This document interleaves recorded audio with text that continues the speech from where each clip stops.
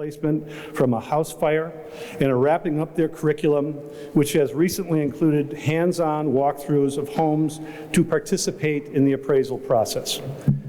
We held a briefing for GMC members in August with the Milwaukee Police Department, focused largely on the use of technology in law enforcement, most specifically the use of drone technology and ongoing consideration of facial recognition technology for Milwaukee area law enforcement. Deliberations about the use of these tools in Milwaukee will continue in the weeks to come, and those who were part of the discussions with MPD have a stronger awareness of these issues and potentially can contribute even better to the decisions that are to be made. Led by Ernell Lucas and GMC board member Dan Bader, GMC members met the new head of the Office of Community Wellness and Safety, Adam Purcell, last week, as we gathered with DA Kent Laverne and several other partners in efforts that we have jointly to prevent violence in our community. That work continues with intent to dive more deeply into what the future looks like and holds at our meeting in November, which will be hosted at Bader Philanthropies. Along with the Boys and Girls Clubs and Bader Philanthropies, we have convened a group of youth-serving organizations that will participate in a day-long collaborative conversation a week from today about how we can most effectively deliver programs and services to young people in a time of shrinking resources and heightening need.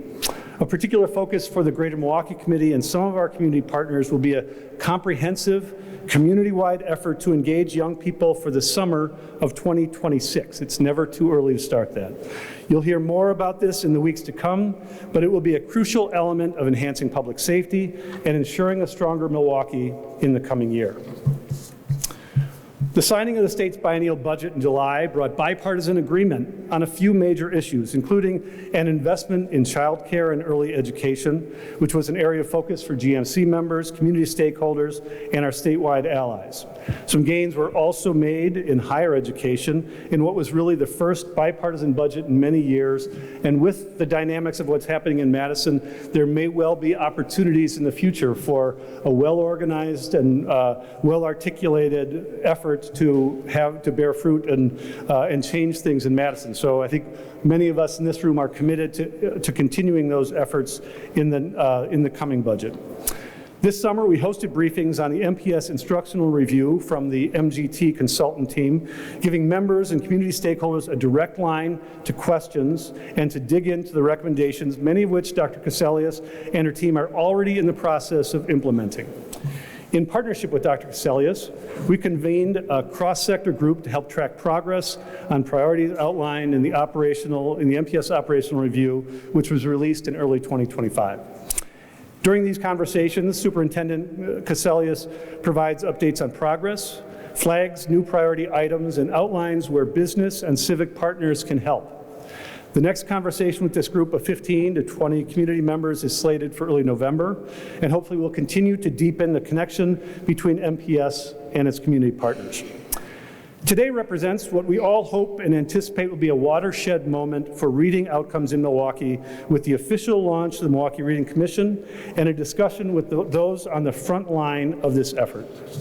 First, I want to provide a brief outline of how we got here.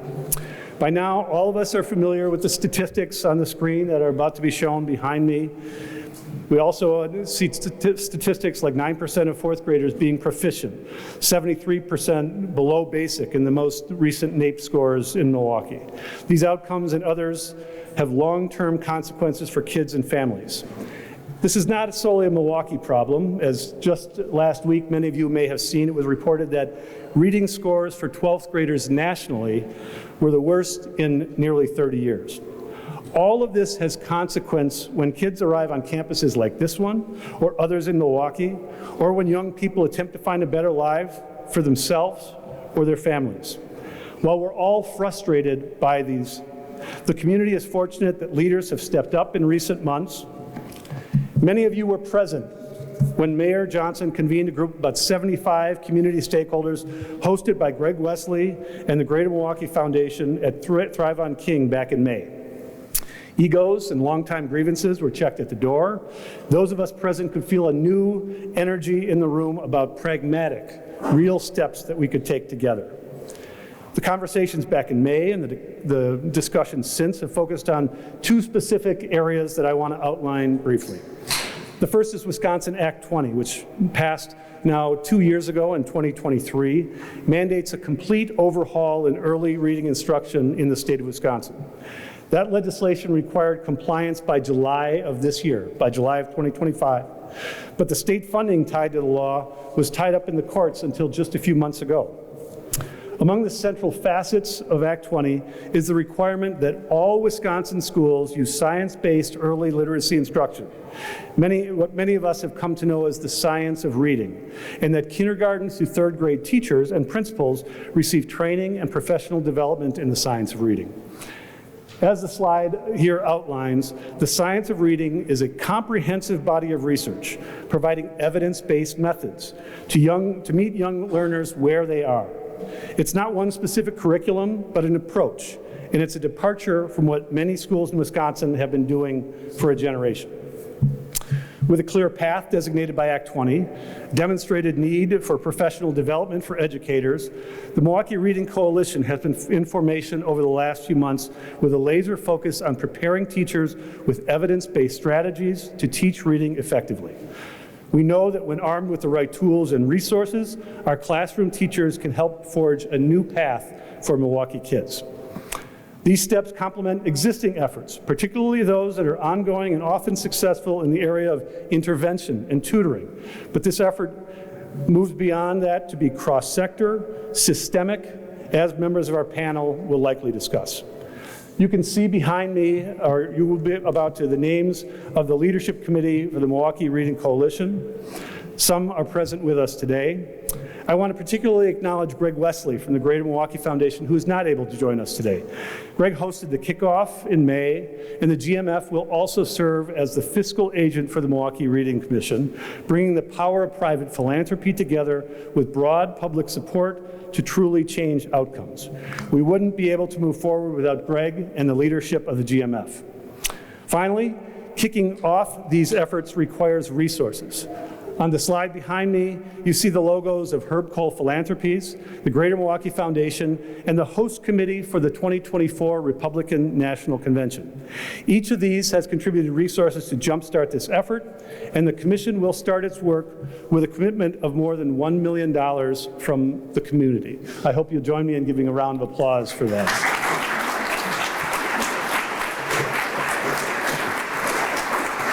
So with all that as our leaping off point, we'll now hear from a panel of leaders to provide further insight into the community imperative, what they're doing on the front lines.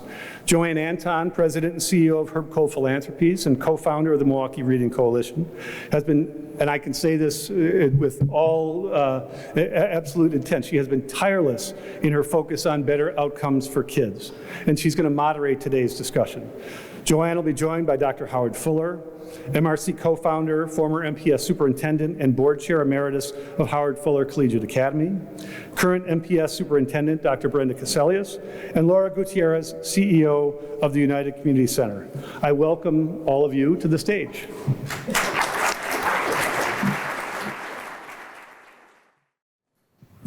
Okay, I think this is on.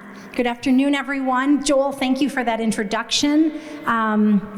I am sitting up here with three of Milwaukee's best education champions, and we are so privileged as a group to be able to hear from them today.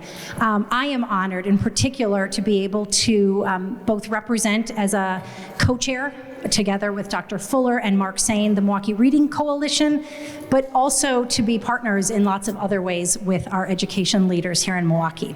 So Joel already introduced these amazing educators and education advocates, so I just want to dive right into the conversation that we're going to have. At the end, we are going to have room for questions, so if you guys could just make note of any thoughts that you have, someone will come around with a microphone at the end. We have to do a little sharing up here amongst ourselves with microphones, so This is meant to be a conversation. I will be posing very specific questions, but everyone knows that they're allowed to ask each other questions or jump in if they have something that they would like to add. So let's dive in. I'm going to pick on my co-chair, Dr. Fuller, first. I have watched him throughout my entire career champion young people and education in Milwaukee. And I would like you to share with our group, why reading? And why right now? Why is this the need, and why is this the focus? Thanks very much, JoAnne. First of all, reading is actually fundamental.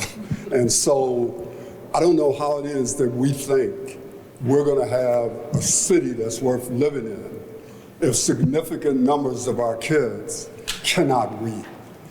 And this is not an MPS problem, it's a citywide problem. It's a problem with MPS, it's a problem with charter schools, it's a problem with private schools.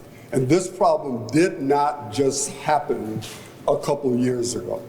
Even back when I was superintendent, 30 years ago, there were black teachers, mostly older black teachers, not quite as old as me, but they were saying to me, Dr. Fuller, we're not teaching our kids how to read. But I was caught up in the algebra wars, and I didn't totally understand, way back then even, the problem that we're having. But the NAEP scores kept coming out. And so I think about back in 2010, they came out. I started calling people at 6 o'clock in the morning. They were like, why are you calling me? I was like, why are you sleeping? Haven't you seen the NAEP scores? And so we ended up convening a meeting in my mother's church, New Hope Missionary Baptist Church, where we started the Summer Reading Project back in 2010. So I'm saying all that to say that this is not a new problem. The difference, I hope, at this moment in time is that we're actually going to do something about it. Hope is not action, but hope is something that I hope will lead to action. And so it's very, very important that all of you all are here. It's very, very important that this broader coalition that we've been able to put together exists. And I want to express my appreciation to the superintendent for her role in supporting what it is we're doing, particularly since I'm involved in it. So that's a true statement. Y'all know that is true. So. Do you want to say just a word about Act 20 too? I mean, Joel mentioned it, but I think that's a moment in time as well. Yeah, so Act 20 was passed on July 23rd, I think, 2023. And what it did was it said that we're going to mandate the science of reading.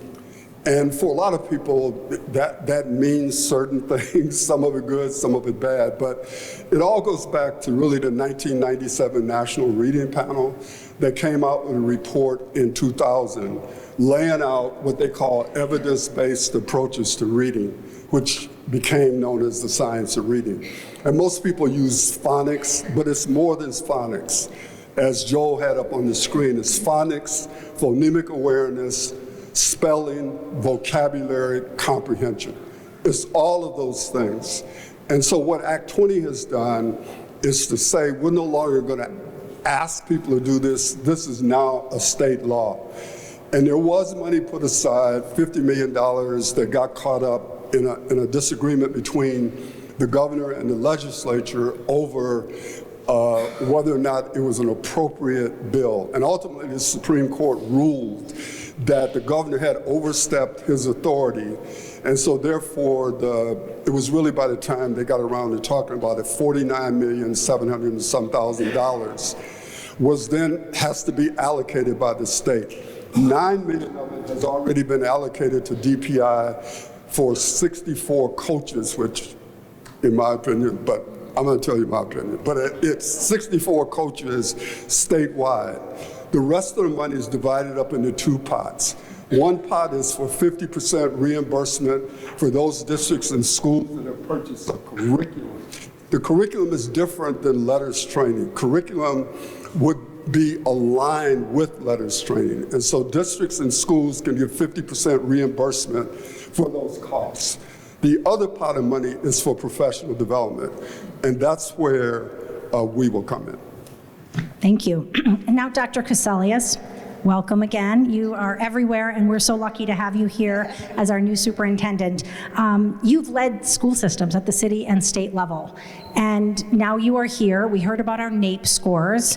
I read one of your quotes the other day saying something to the effect of like, you could guess better on and produce a different result.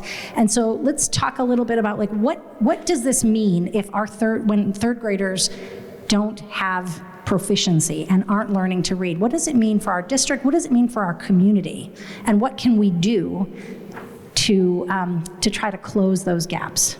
Well, first let me say thank you to Joel and to you, JoAnne, for your incredible support, and then also Howard for your leadership with the mayor on this commission. I think it's incredibly important to come as a city around the really hard dilemmas that face our city, whether it's youth and gun violence, losing children's lives, or whether it's literacy, or whether it's economic development and housing. We all need to be pulling together on these really critical, important issues so that we can stabilize the lives of children and help them be successful in not only school, but in life. And I think that's the biggest answer to your question.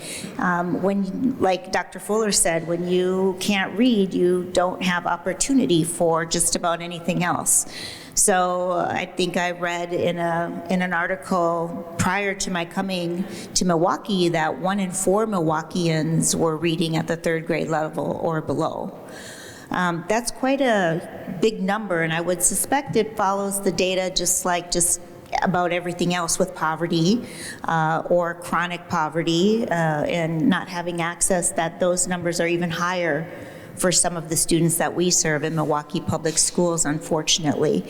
So I think what it means is a lack of opportunity in the future for children. Obviously, I think many of you know the statistic in California that they would predict the number of prisons that were available, seats that need to be available, and beds that need to be available based on 3rd grade reading scores. And I think that's a huge call to action to all of us to ensure that children have the basic fundamentals for learning by grade 3 how to read. And of course, like Dr. Fuller shared, it's more than just reading, it's comprehending, it's speaking, it's writing. It's being able to understand what the world is presenting to you, and then being able to demonstrate that to be able to move forward and be ready for college or career. Even being a simple mechanic nowadays, which maybe used to be changing the oil in your car or changing tires or rotating them or those types of things, that job is very different now, and you have to be computer literate. You have to have ability to read technical manuals and understand programming, and there's just so much the way the world has changed since I went to school that it's very, very basic to have an understanding for moving forward in any of your other content level studies and discipline studies, and get a really well-rounded liberal arts education.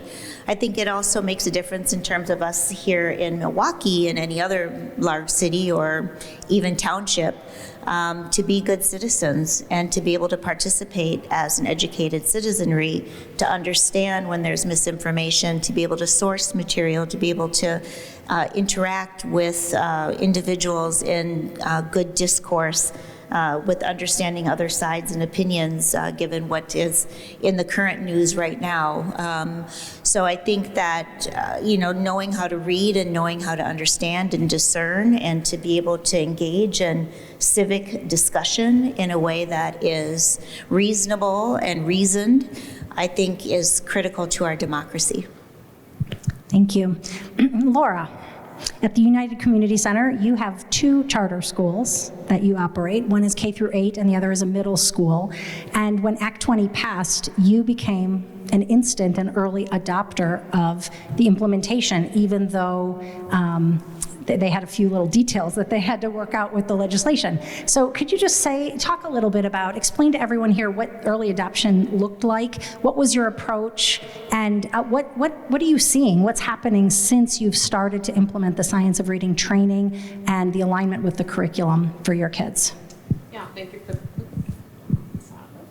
there. Can you hear? Yes. So thank you, JoAnne and Joel, for having us, and everybody in the panel for you being here. So yes, to your point, we were early adopters. We were, I would say, happy to just be looking at our current curriculum that we had been using and assessing our assessments like many school districts do after a couple of years.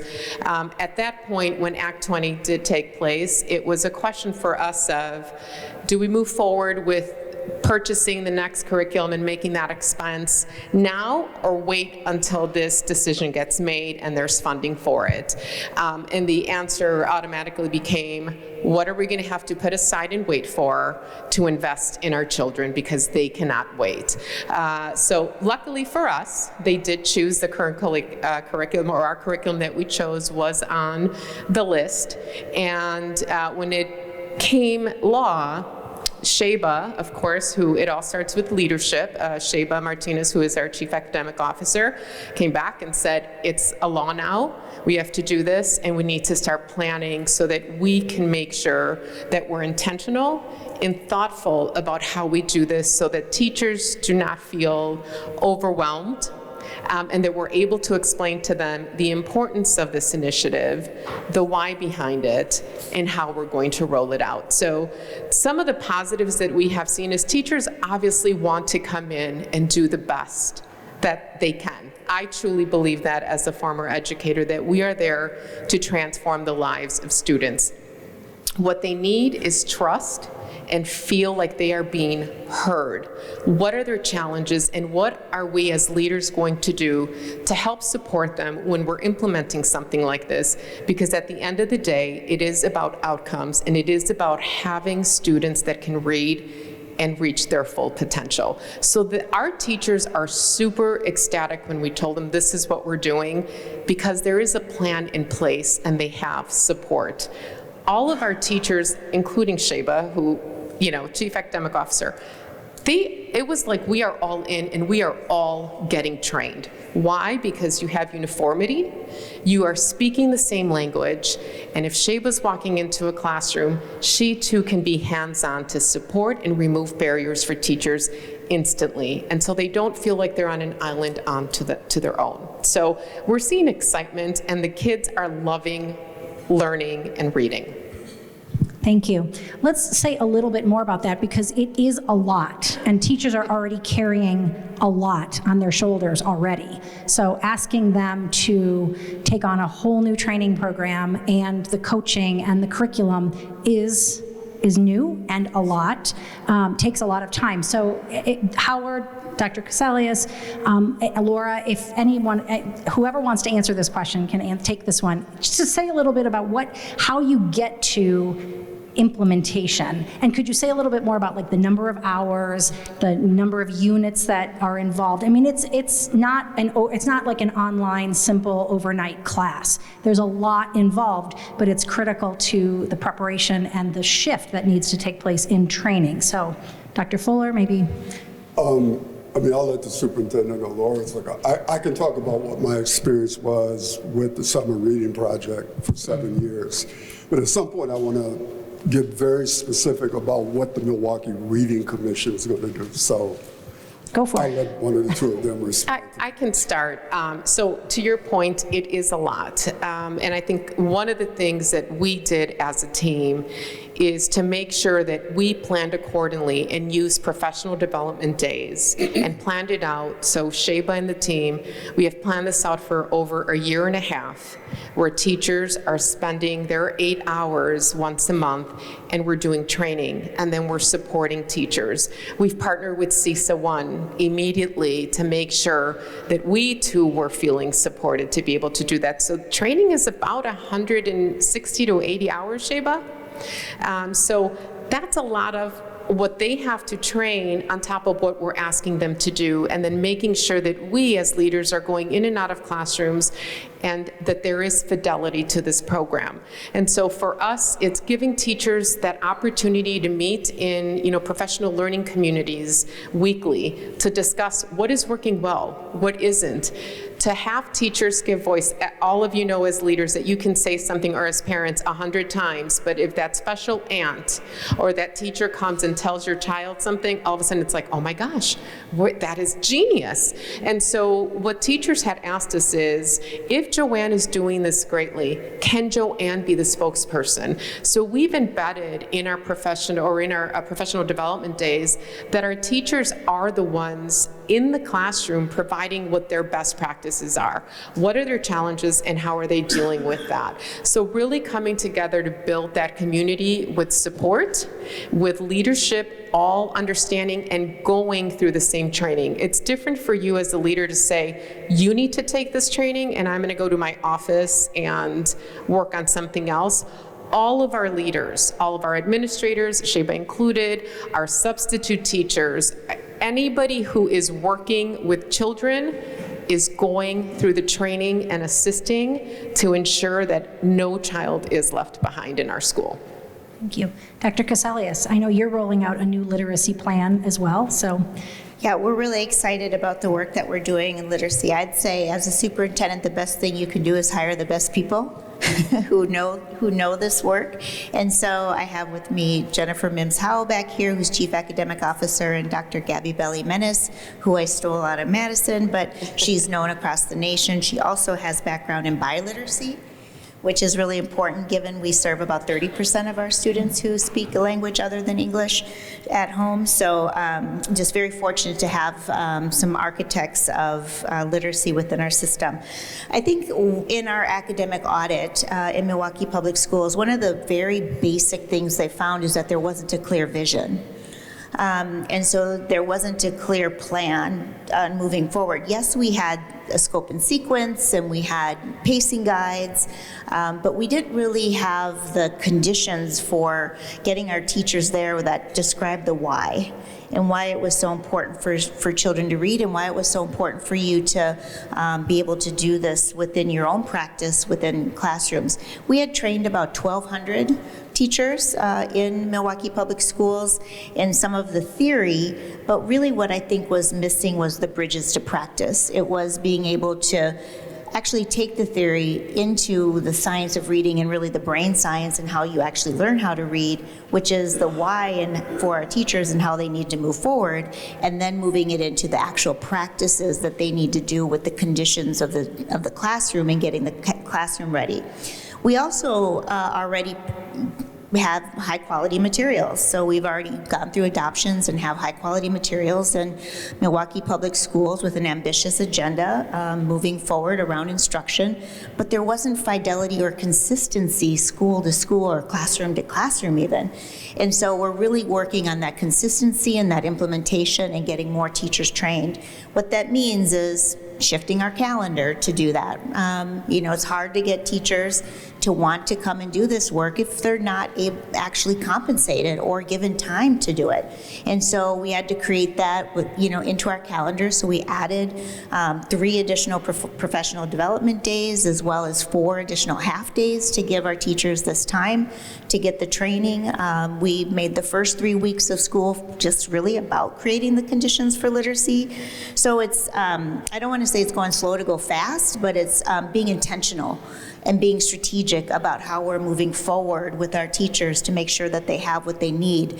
It's making sure that they're using those high quality materials, that they know how to use those high quality materials, that they're trained on them, that then their practice is observed. So it's also making sure that our principal leaders and our administrators and our school building support staff have what they need to be able to support the learning classroom as well. And so I think that that is going to be really helpful.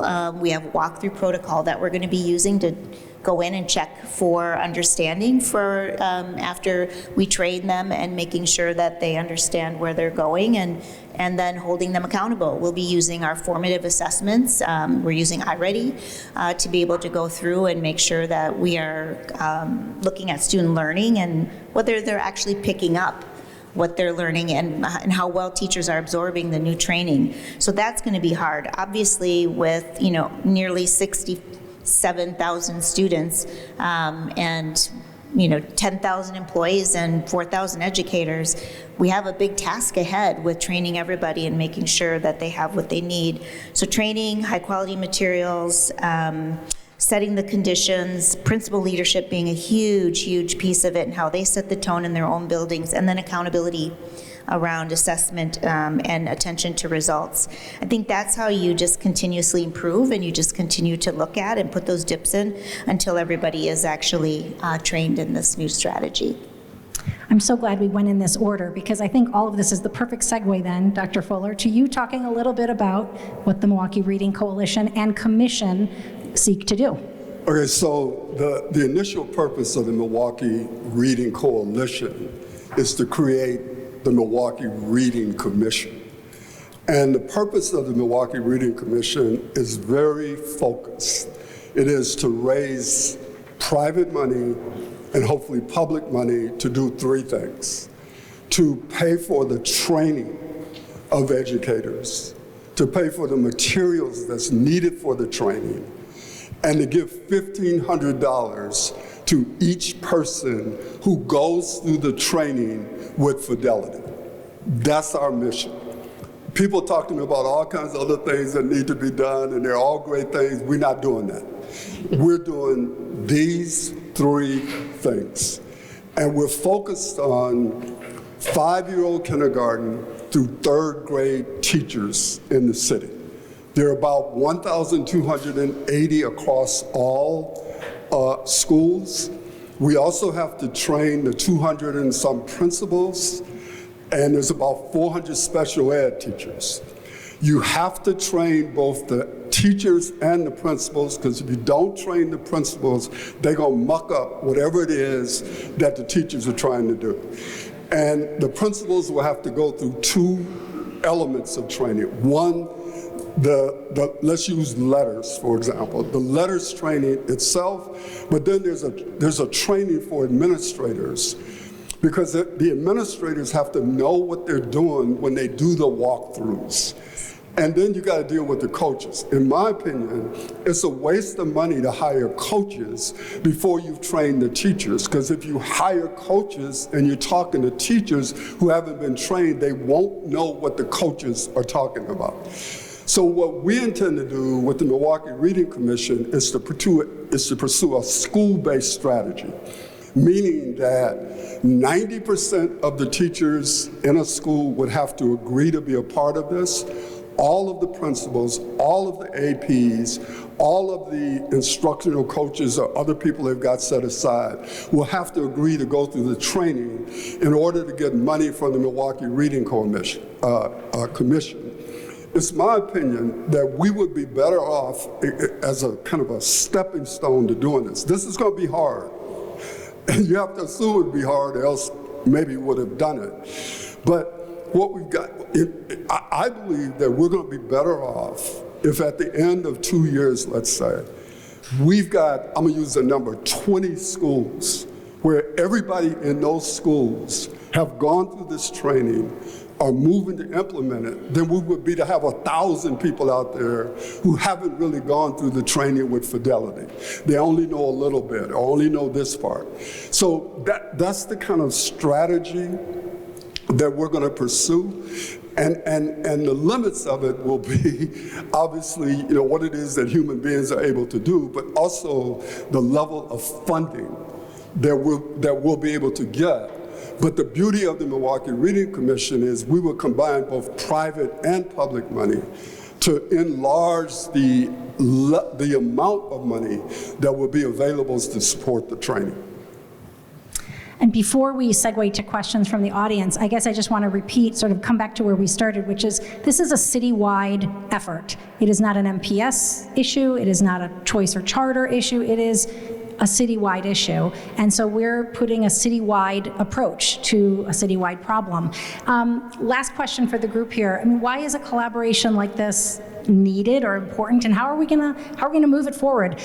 Dr. Fuller just said this is really hard. Dr. Cassellius outlined how many steps are all involved, and Laura has, and UCC has been at it already, and it's hard, and the school year is upon us. School is in session, and so all of this has to happen in real time. Everyone's sort of running up against alongside the train, so to speak. So we have work to do collectively as a community. Any comments about our collaboration or how we all here, how this group can continue to move forward?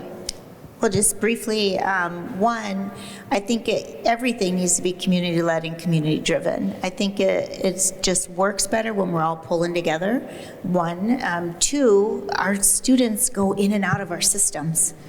And so the more that we can do things together, the easier and the more seamless it is for our families and for our kiddos. And so I think that those are two really important reasons. Our teachers do too. Exactly. Yes, I would say that, going back to what Howard said, this is a citywide issue, and we need to keep students at the center, always. And so if we want to have a better Milwaukee, if we want to make sure that our students have the best opportunity, especially in an impoverished area that many of us deal with, we need to make sure that we're coming to the table and making decisions that are going to move our students forward. They deserve a chance as well, and their zip code should not have to determine their success. And so the more that we can collaborate, the more that we can train, as teachers go to different sectors, we know that they're there. I mean, that is a challenge that we're currently facing when we hire new teachers. If they didn't go through our training, now we have to fast track them and make sure that they're speaking the same language on our training, because we want to set them up for success, but more importantly, our students need to be successful at the end of that period. We also need to bring our parents along. Parents need to understand where their children are on a reading continuum. If I tell you, and we've dealt with this at UCC many years ago, where it was like, JoAnne has an A, but she's reading below grade level. As a parent, I'm looking at that A. I'm not looking at that JoAnne is below grade level. So really understanding, our parents need to understand what this is about and what are some of those little things they can do at home to nurture that. Our universities are critical in this effort. Act 20 is here. It is not just the school district's responsibility to make sure our teachers are trained. I would love to know that our teachers that are exiting out of the universities have gone through the training, right? And that you are handing them over to us to go into our schools ready to jump in and start teaching. That would be wonderful. So I think the more we can have this discussion of what are we seeing at the different levels and the layers, the better outcomes we are going to see for our kids in Milwaukee. Yeah, could I just add one thing? It's echoing something that Joel said. In my lifetime, I've never seen nothing like what is currently happening in this country. Unfortunately, it's not the first time it has happened in this country, but it's the first time it's happened during my lifetime. And so any opportunity that we have for people to come together to do anything at this moment in history is important. But to come together for something as fundamental as this makes it all the more important. So I don't want us to lose sight of the importance, Joel, of all of us, no matter what our political positions are at this moment in time. The question is, do we believe in American democracy more than we believe in R's and D's? And it's not clear to me at this moment in time that that's something we are unified around in this country. So to be able to do something like this together is critically important at this moment in history. I just have two things to build up. two things to build off of Laura's comments. One is the pre-service teaching. I started as a social studies teacher, teaching government and civics and geography and all the good things that social studies teachers teach. But it was required in Minnesota that I have a semester in reading. And so, in licensure, we could have stricter laws around pre-service teachers getting these fundamentals of reading. Also, I also appreciate that she was talking about measures and measures across the three systems and how important it is that we have common measures for what is excellence and what is a basic for what reading is. And so having that commonality around our own accountability measures and how we're holding ourselves accountable to ensuring every child is reading at grade level, I think is also something that's really important that we could do together. Well, let's thank our panelists and then we're going to go straight to questions from the audience. Heather, I think, is going to take questions from the audience. And on behalf of the panelists, I just want to thank all of you for being here to officially help us launch the Milwaukee Reading Coalition and Commission. And my call to action to everyone here is to just join us. So many of you have already been part of our soft gathering and our soft launch, but here we are. It's official, and we're only just getting started. So thank you.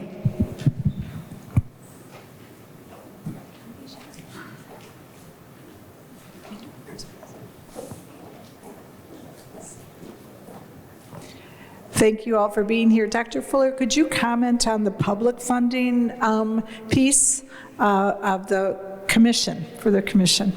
Yeah, so what's happening is, like I said, DPI has set aside, it's a little over $39 million roughly in two pots. One is the 50% reimbursement for curriculum. The curriculum is different than the professional development training, right? So there are schools and districts that have purchased a curriculum that aligns with the science of reading approach. They can get 50% reimbursement. So DPI is trying to figure out how much, this is statewide, how much are they going to have to give out from that pot? The second pot of money is for professional development, which is what it is that we're talking about. What we're hoping is whatever amount of money DPI agrees will come to Milwaukee out of that pot, that it will come to the Milwaukee Reading Commission. And then we would combine that money with the private dollars that we would raise. And what we want to do is to use the private money initially to pay for the staffing of the Milwaukee Reading Commission, so that all of the public money and all the additional private money would go for the training itself. And so at this point, we don't know how much money that is. The other thing I would mention to you is we've met with all the legislative leadership. I met last week with the governor. And so we actually have a bill for the Milwaukee Reading Commission, so that there would be a bill that indicates this is an entity that could receive state funding for an effort like this. So hopefully that responds to your question. Do you have any timing on that? It's DPI, man. I don't know. I mean, but really, to be serious, they've been very good partners in this. And they've just got the problem of figuring it out, because some districts have just started to put in the requests because there was no money before.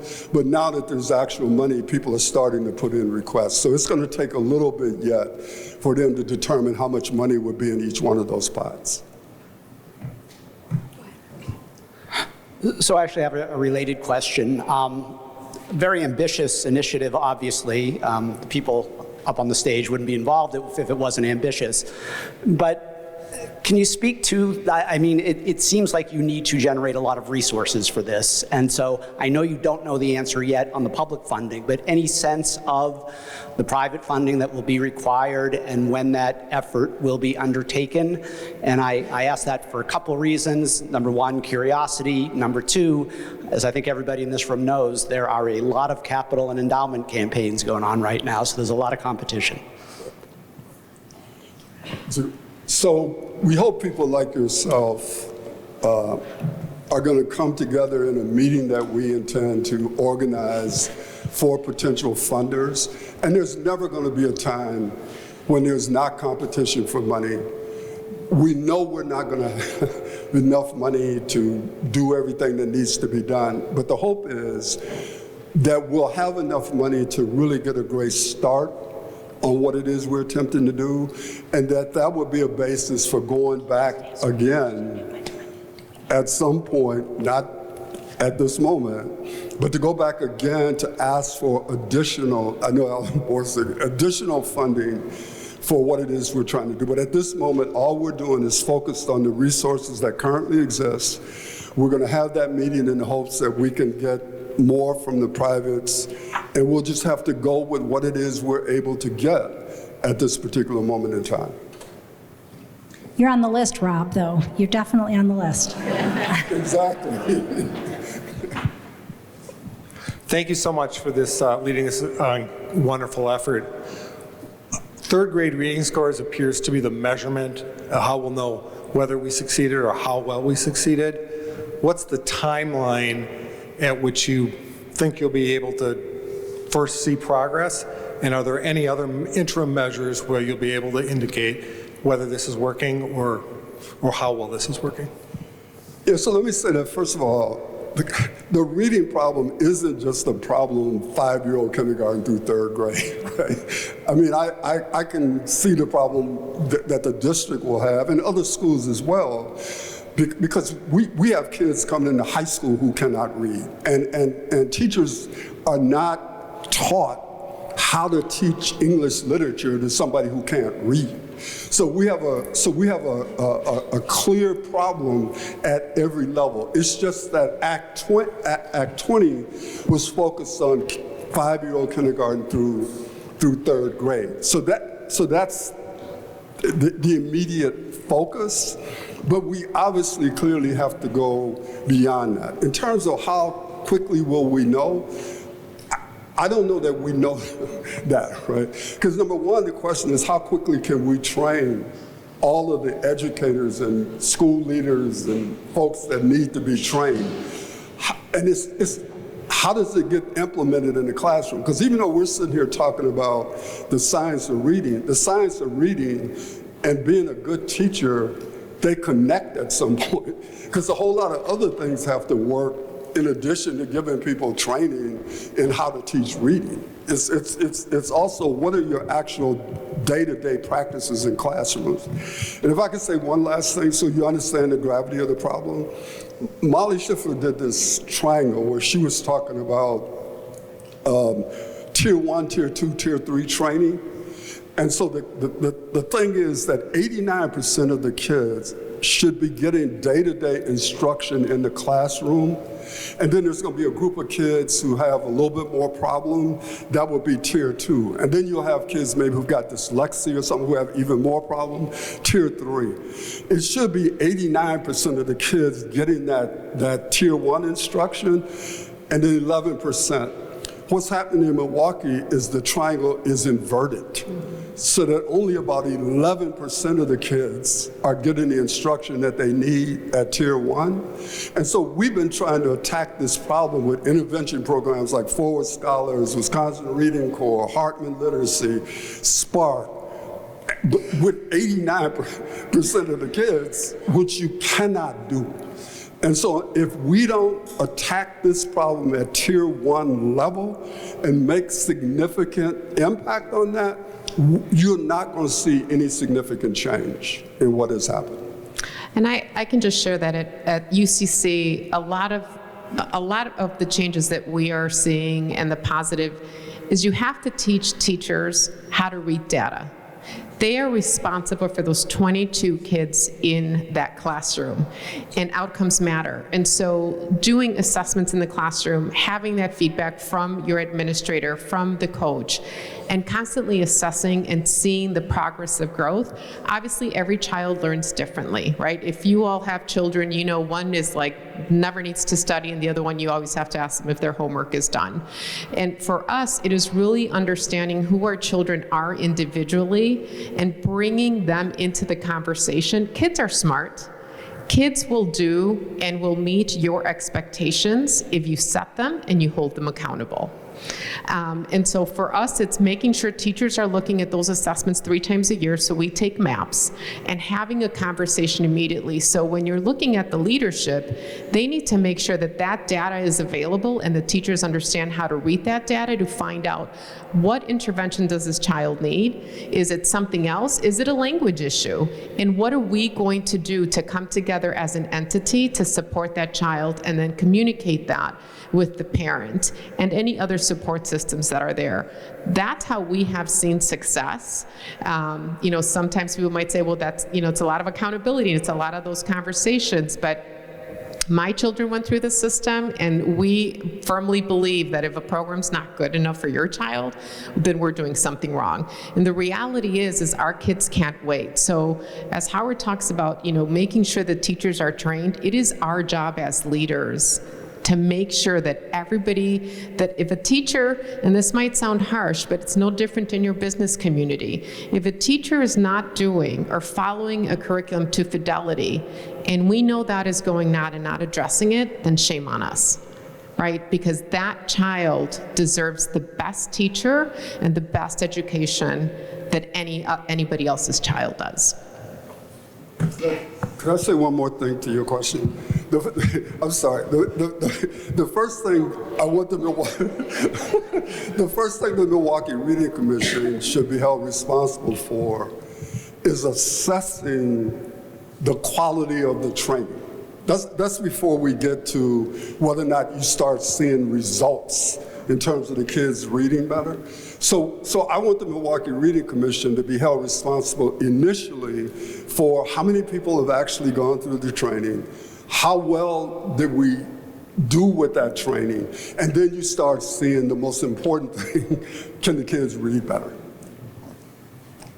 Well, I would just briefly say in Milwaukee Public Schools, we're full steam ahead.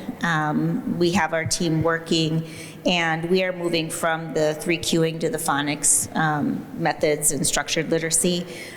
We have moved away from Tier 2 and Tier 3, and we are really focusing on Level 1, Tier 1 teaching, which is just good first teaching. We believe every single child deserves a good teacher and a well-trained teacher who's resourced, has high-quality materials, understands how to use those materials, and is supported with that understanding. And so we are all in on every teacher, every child, every student will learn, and all means all. Thank you for all that you're doing, and I appreciate that you're moving this along so quickly. My question is there a role for community-based organizations? And I know, Howard, you mentioned several, but what does that look like going forward? So many opportunities for the community to give in and push into the work that we're doing. One is partnering with folks just on attendance is one, because they have to be in our classrooms, and it's been hard since the pandemic to get kiddos in our classrooms over 90% of the time. So I think that that's the huge piece. I think the second piece is tutors. That's just very natural for the community to want to come in and read with students and be involved. The other is being a good neighbor, understanding who your neighbors are, right, who live next to you, your cousins, your cousins' children, your grandchildren, your sisters, brothers' children, et cetera, and making sure that they're reading on grade level and supporting them as much as they can. I think that's good. Then there's also the resources. How can we partner with figures like Cecilia the Brewers, talking about the importance of reading and just lifting that up. There's no better thing than to have your favorite baseball player, Green Bay Packer, or, local community person saying how important it is to learn how to read, and being good role models for our children too. City Year tutors and mentors, all of these different organizations that can come in and support our teachers. Sometimes it's really just as simple as reading to them or getting books into their hands so that they have the love of reading, and they have their own personal libraries at home. I remember my very first book that I read was Harold and the Purple Crayon, and I read it with the bookmobile bookmobile lady who came in, and she was there every single time coming through the projects. We had the bookmobile come in, and how important that would be. So partnering with our local libraries and read programs, summer read programs, so many different ways that you can be involved.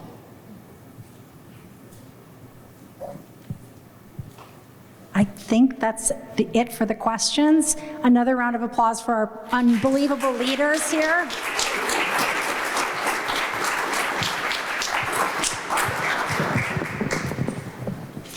And Dave is going to wrap it up.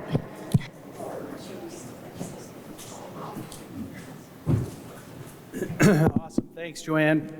As we can all agree, education is a cornerstone of our community and our future.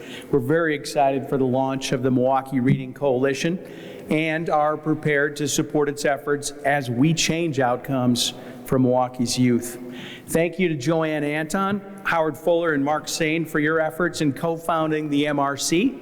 Thank you to Dr. Cassellius and Laura Gutierrez for providing additional insight into how a collaborative strategy will ensure the success of these efforts. Your leadership is more important now than ever. Before we adjourn, we have 2 engagement events in the near future, including an evening to meet the press at the Milwaukee Journal-Sentinel on September 24th, and a Habitat for Humanity Build Day on October 8th. Our next membership meeting is October 6th. Check the GMC newsletter and website for details, and have a great week. Thanks for coming.